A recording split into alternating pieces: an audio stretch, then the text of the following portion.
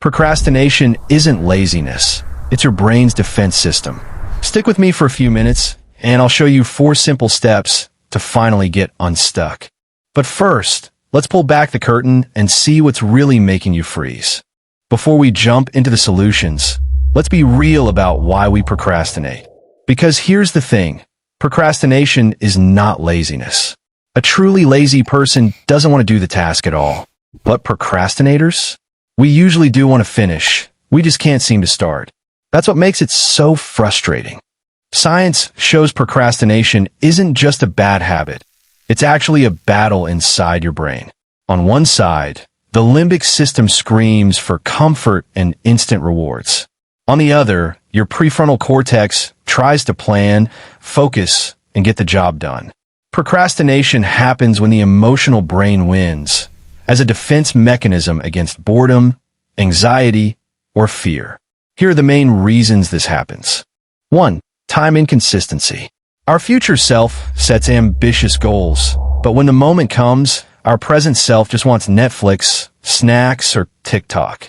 The brain naturally prefers immediate gratification over long-term rewards. 2. Decision paralysis.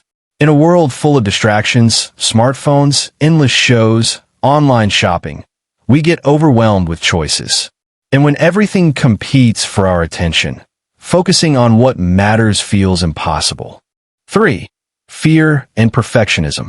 Sometimes we delay because of fear of failing, fear of being judged, or fear of not doing things perfectly.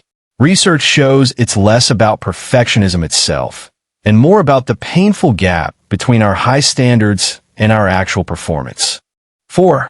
Lack of self-worth and belief. If deep down you don't believe you're capable, or even worthy, of achieving your goals, you'll find reasons to delay. It's a defense mechanism to avoid disappointment. 5. Poor time management and habits. And of course, poor planning, fatigue, or even the habit of procrastinating itself makes things worse. Studies show procrastinators report more stress and even lower grades by the end of a semester. So that myth about working better under pressure, not true.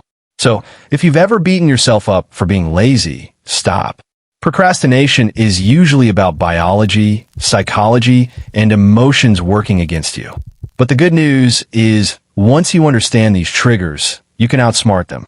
And that's where our 4 practical steps come in. Now that you understand why procrastination happens, let's flip the script and talk about how to beat it.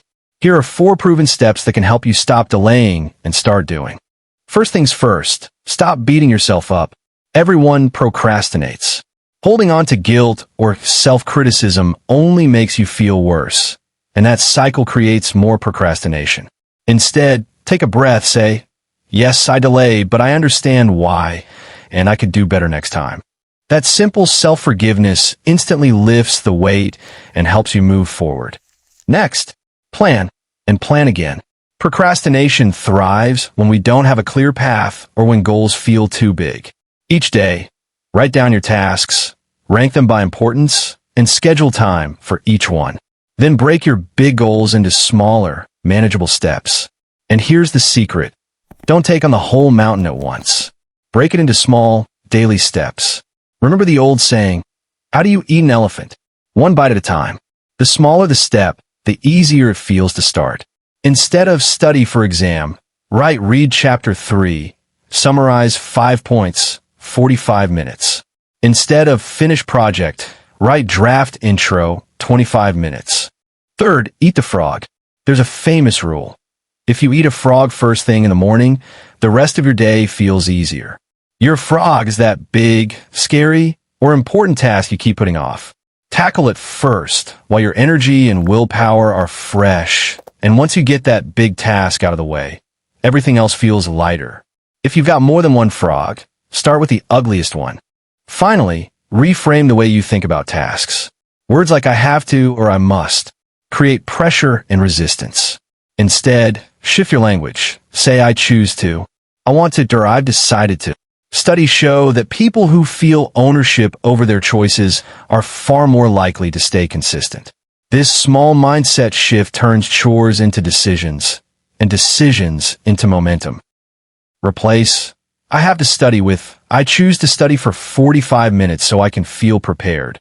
Replace I must finish this with I decided to finish this to make tomorrow easier. So now you know, procrastination isn't laziness. It's your brain's way of dodging stress, fear, and overload. But you've also seen that these triggers don't have to control you.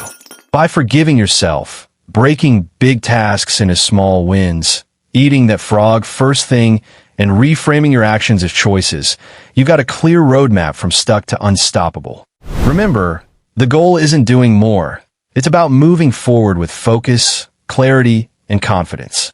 If this video sparked something for you, tap that like button. It helps more people beat procrastination just like you. For more simple, science-backed strategies to stay productive and grow your mindset, hit subscribe and ring the bell so you don't miss what's next. Now, I want to hear from you.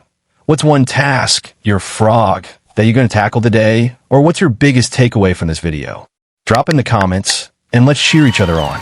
And if you're ready to keep building momentum, click right here to dive into more proven tools for focus and self-growth. Let's turn your intentions into action together.